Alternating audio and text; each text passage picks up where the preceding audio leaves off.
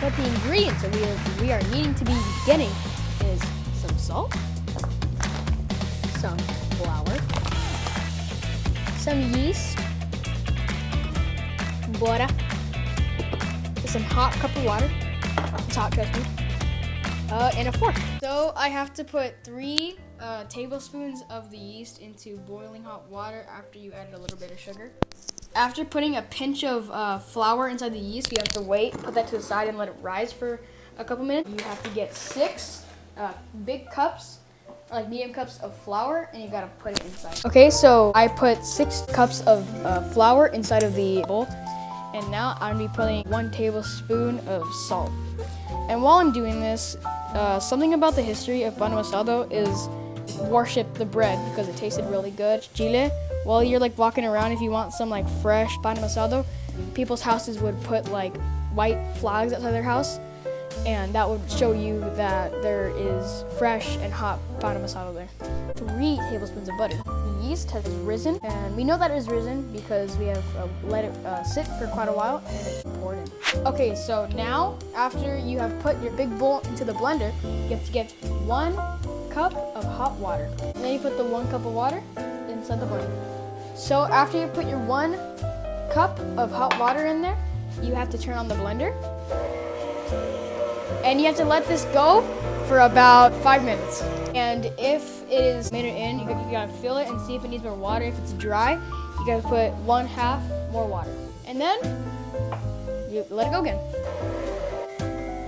And after a while it's going, you can put it around like 6 or 4 speeds. But it should be looking like this somewhere near the end because it needs to be hard so it's easy to be kneaded with. And when you stop to feel it, and it is kind of sticky, you would need to get like a pinch of flour and then just drizzle it on there so it's no longer sticky. So now that the pan asado has finished going through the mixer, you have to get like a little bit of flour on the hard surface, and you gotta put the pan asado like dough over it so it doesn't like stick. And then what you want to do is lay it out like all flat and long. And then you just want to like take it and then just like pull it back.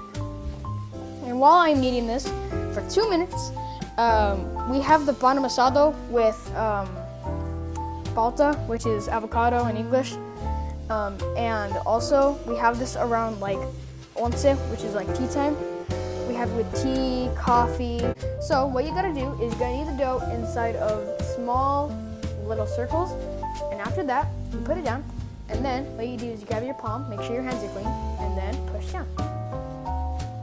Push down like that, and it should be looking like this. So this is gonna be the size of the dough that's gonna be.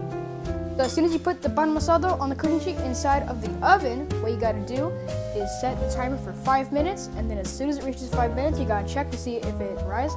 And then you have to switch this to 350 degrees and then leave it in there for 15 to 20 more minutes. And then, there you go. So it has been past the 5 minutes and your bread should be like a little bit up.